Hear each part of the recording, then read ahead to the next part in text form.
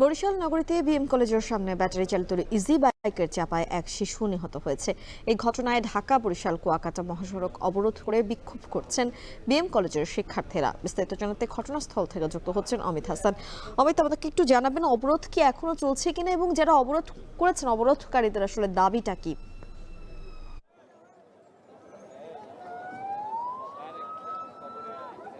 মিম, একটু জানিয়ে রাখি, আজ বেলা 11টার সময় বিএম কলেজের সড়কে একটি শিশুর সড়ক দুর্ঘটনায় মৃত্যু হয় এবং তারপর থেকেই বিএম কলেজ যারা শিক্ষার্থী রয়েছেন তারা বিএম কলেজের সামনের সড়কটি অবরোধ করে বেলা 3টা থেকে 6টা পর্যন্ত অবরোধ করে এবং তারপরে প্রশাসনের কোনো উপস্থিতি না থাকার কারণে তারা কিন্তু বর্তমানে নতুল্লাবাদ বাস স্ট্যান্ড যে সড়ক রয়েছে, কুয়াকাটা বরিশাল ঢাকা সড়ক মহাসড়ক রয়েছে, সেখানে অবস্থান করছে এবং টায়ার জ্বালিয়ে আসলে তারা বিক্ষোভ করছেন। এ সময় তারা বিভিন্ন ধরনের তাদের দাবি উপস্থাপন করছেন, বিশেষ করে নিরাপদ সড়কের দাবি তারা তুলেছেন। একই সাথে সড়কের মাঝখান দিয়ে যে ডিভাইডার সেটি রাখতে হবে এবং বিশ্ববিদ্যালয় কিংবা বিভিন্ন কলেজের সামনেগুলোয় সিসি ক্যামেরার আওতা থাকতে হবে এবং বিদ্যালয়গুলোর সামনের যে সড়কগুলো রয়েছে সেগুলোতে গাড়ি চলাচলের যে একটি নিয়ন্ত্রণ দিতে হবে এবং ট্রাফিক পুলিশের সচেতনতা বাড়াতে হবে, এমন 7টি দাবি তারা করেছেন এবং সেই প্রেক্ষিতেই আসলে তারা এখন পর্যন্ত কোনো আশ্বাস না পাওয়ার কারণে এই বিক্ষোভ সমাবেশ করছেন। এবং এতে আসলে বরিশাল বিএম কলেজ নয়, সকল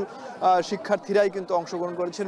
বরিশালের বিভিন্ন কলেজের স্কুলের শিক্ষার্থীরা কিন্তু এখানে অবস্থান নিয়েছেন এবং সেই 5:45 থেকে এখন পর্যন্ত কিন্তু প্রায় 1 ঘন্টা যাবৎ এই সড়কটি অবরোধ রয়েছে এবং এখান থেকে সকল ধরনের যান চলাচলও এই মুহূর্তে বন্ধ রয়েছে। তবে শিক্ষার্থীরা দাবি করছেন যে তাদের দাবি যতক্ষণ পর্যন্ত মানা না হবে, এখানে সিটি কর্পোরেশন, প্রশাসন, এছাড়া বিভিন্ন প্রশাসনের ট্রাফিক ব্যবস্থাপনার যে লোকজন রয়েছে তারা যতক্ষণ পর্যন্ত না আসবে আসলে তাদের এই দাবিগুলো মেনে নেওয়া না হবে ততক্ষণ পর্যন্ত কিন্তু এই অবরোধ আসলে থাকবে বলে তারা জানিয়েছেন। এবং এই ক্ষেত্রে সড়কের দুই পাশে কিন্তু একটি যানজটের সৃষ্টি হয়েছে। তবে জরুরি অবস্থার যে যানবাহনগুলো রয়েছে, বিশেষ করে অ্যাম্বুলেন্স কিংবা অসুস্থ রোগীদের যে যানবাহনগুলো রয়েছে সেগুলো তারা ছেড়ে দিচ্ছে।